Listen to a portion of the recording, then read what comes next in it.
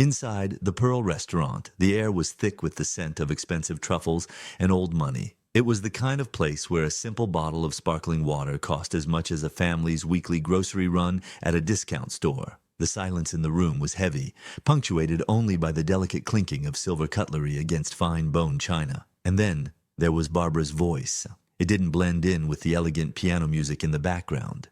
Instead, it cut through the room like a shard of broken glass, sharp, jagged, and painful. "Thomas, for heaven's sake, fix your tie," Barbara snapped, her eyes narrowing. "You look like you just walked off a construction site, not out of a law firm. Honestly," she paused, taking a sip of her red wine, a vintage bottle costing $500, before turning her icy, predatory gaze toward the young woman sitting across from her. Barbara was a woman in her 60s, draped in so much gold jewelry she looked less like a person and more like a walking Christmas tree. "And you, child," she said, her lip curling in distaste, "you could have at least ironed that sweater. It looks like something you pulled out of a donation bin for the homeless." Under the table, hidden by the thick white tablecloth, Julia clenched her hands so tightly her knuckles turned white. Her sweater was actually pure, high-grade cashmere, but it was simple, minimalist. It lacked the flashy, screaming logos that her future mother-in-law seemed to worship. "Mom, please," Thomas groaned quietly, shifting uncomfortably in his chair. He looked like a frightened boy, not a grown man. "Julia looks beautiful. She looks cheap," Barbara cut him off, swirling the dark liquid in her glass. "But I understand it. Not everyone was lucky enough to be born into the elite. That's why we are here, isn't it? So Julia can see what real life looks like. The life she's trying to buy her way into through my son's bedroom." This was supposed to be an introductory dinner. The very first time Julia met her fiancé's mother, Thomas had warned her, nervously, that his mother could be difficult. But this wasn't difficult. This was a public execution. For the next hour, Barbara dissected every single move Julia made. She criticized the way Julia held her fork. "Like a shovel," she sneered. She mocked Julia for ordering only a salad. "What's the matter? Afraid you won't be able to afford to pay us back later?" She even stared at Julia's hands. "Look at those dry cuticles. Clearly you've done manual labor." Julia remained silent. She sat straight, her face a mask of calm. She had promised Thomas she would endure this evening for his sake, but deep inside, tears were gathering in the corners of her eyes, threatening to spill over. And then it happened. Barbara, gesturing widely to show off a massive diamond ring on her finger, knocked her hand against her wine glass. Time seemed to slow down. The glass tipped over. The dark crimson liquid spilled across the snow-white tablecloth like a wound.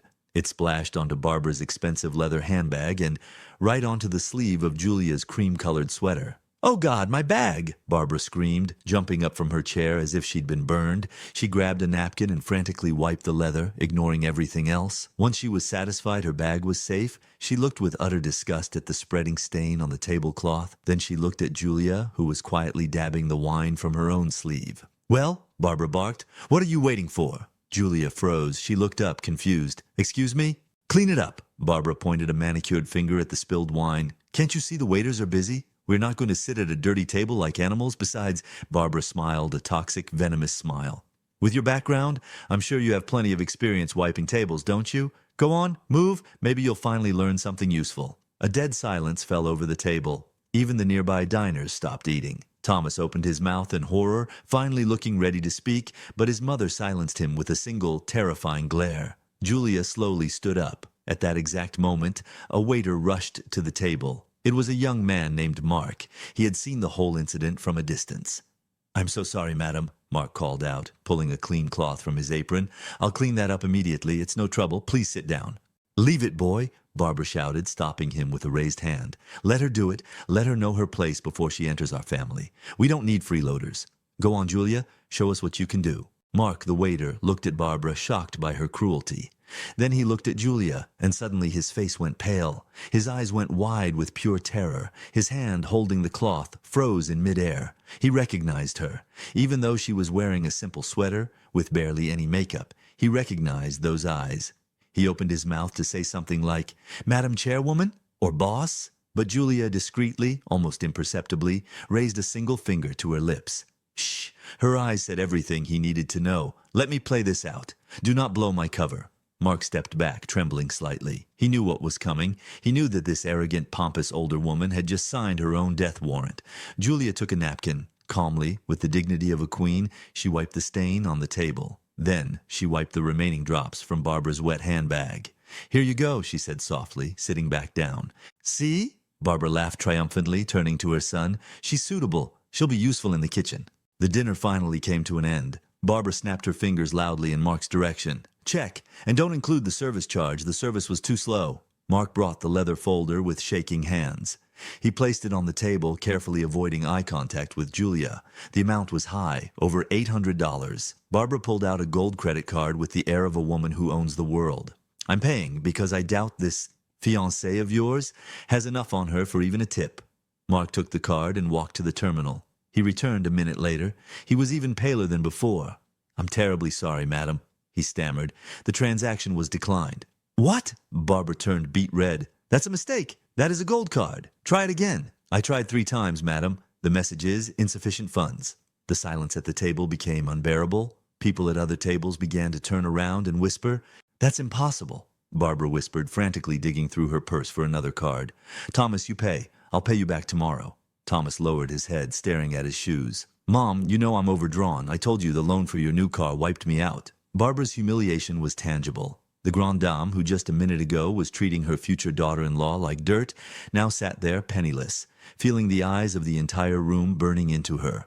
"Maybe," Barbara started quietly, refusing to look Julia in the eye. "Maybe you have some savings? I will pay you back, I promise." Julia slowly finished her glass of water. She set the glass down on the table with a definitive clack. It sounded like a judge's gavel. "That won't be necessary," Julia said. Her voice was different now, strong, authoritative, cold. "Mark?" The waiter immediately straightened his back, standing at attention like a soldier. "Yes, madam? Bring me the terminal. And call the manager." Barbara let out a nervous, scoffing laugh. "Child, what are you doing? Do you want to embarrass us further? You don't have money. The manager will kick us out." Julia ignored her completely. She reached into her purse and pulled out a wallet, not just any wallet. From it, she extracted a heavy black metal card, the kind with no spending limit. At the same moment, the restaurant manager rushed to the table. He saw Julia and almost bowed. "Miss Julia," he cried out, clearly distressed. "We didn't know you were visiting the venue today. Why didn't anyone warn us? We would have prepared the VIP room immediately." Barbara's jaw hit the tablecloth. Visiting?" the mother-in-law choked out. "What are you talking about? She is nobody." The manager looked at Barbara with ice-cold eyes. "This lady is Julia Sapphire. She's the owner of this restaurant, and 20 others across Europe. She is my boss." Barbara looked like she was about to have a heart attack. She looked at her son. Thomas just shrugged, defeated. "I wanted to tell you, Mom, but you said that a poor girl doesn't deserve a voice." Julia stood up. She walked over to her paralyzed mother-in-law. "I cleaned the table just as you ordered, Barbara, because respect for work is something my parents taught me while they were building this empire from zero, something that you clearly lack." She turned to the waiter. "Mark, this bill is on the house." Barbara sighed with relief, but Julia wasn't finished. "But this is the last time, Barbara. You are banned from entering all of my establishments, effective immediately. And as for you, Thomas," she looked at her fiancé, "if you couldn't defend me from your own mother when you thought I was poor, you certainly don't deserve me now that you know I'm rich." Julia turned on her heel and walked toward the exit. "Madam Chairwoman," the manager called after her, "what should we do with these guests?" Julia stopped in the doorway. She smiled slightly.